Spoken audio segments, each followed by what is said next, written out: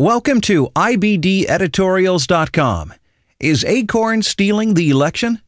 By Investors Business Daily, October 8, 2008.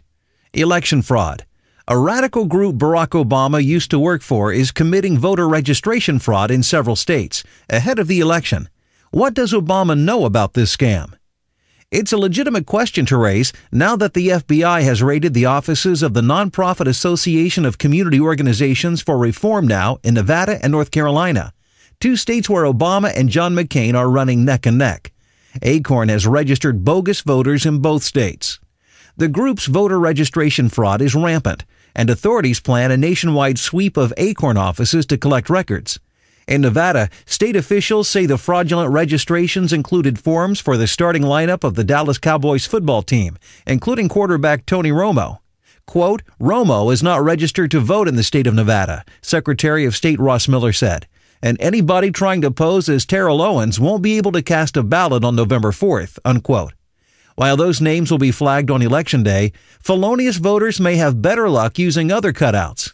Nevada, along with several other key battleground states, requires no ID to vote. In North Carolina, where Obama has been running nonstop ads, ACORN has registered a record number of new voters, many of them suspicious. Statewide, Democrats are doing better than the GOP in new converts, even in traditionally Republican counties. There have been 218,749 newly registered Democrats in North Carolina since January. More than 5 times the 38,337 new Republicans state records show. The numbers show a startlingly close political battle even in Republican-dominated Union County, with 4,233 new voters registered as Democrats and 4,362 as Republicans. In previous election years, new Republicans have outnumbered Democrats 2-1 in the fast-growing Charlotte area county. In Missouri, one ACORN registrant named Monica Reyes showed up on no less than 8 forms, all bearing the same signature. Suspicious election officials sent letters to some 5,000 ACORN registrants in St. Louis asking the letter recipients to contact them. Fewer than 40 responded. In Kansas City, 15,000 registrations have been questioned, and last year, 4 ACORN employees were indicted for fraud. In addition, ACORN officials have also been indicted in Wisconsin and Colorado. Investigations against others are active in Ohio, Florida, Pennsylvania, and Tennessee. ACORN has also been registering convicted felons, including inmates in Florida and other battleground states.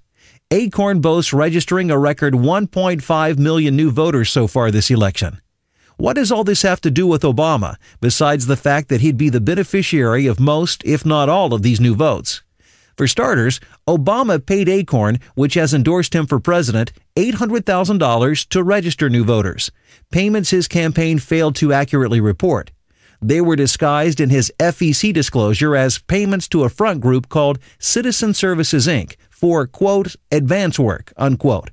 What's more, Obama worked as executive director of ACORN's voter registration arm, Project Vote, in 1992. Joined by 2 other community organizers on Chicago's South Side, Obama conducted the voter registration drive that helped elect Carol Moseley Braun to the Senate that year. The next year, 1993, Obama joined the civil rights law firm Davis, Minor, Barnhill & Gallant, where he sued the state of Illinois on behalf of ACORN to implement the federal motor voter law, which the GOP governor at the time refused to do.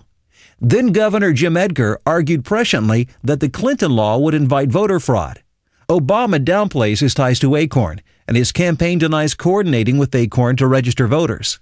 Meantime, New Orleans-based ACORN maintains that it has no control over volunteers who are falsifying application forms, that they're like employees who steal from the store. But the fraud is widespread and not isolated. It also turns out that some ACORN execs allegedly are involved in a $1 million embezzlement cover-up at their headquarters. Representing them in the case is none other than Michelle Obama's old law firm in Chicago.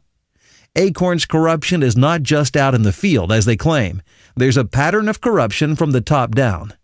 McCain would be wise to start preparing a challenge to voter registration rolls should he lose the race in a close contest. He'd be crazy not to contest the results in light of these events. Copyright 2008, Investors Business Daily. Read to you by OutloudOpinion.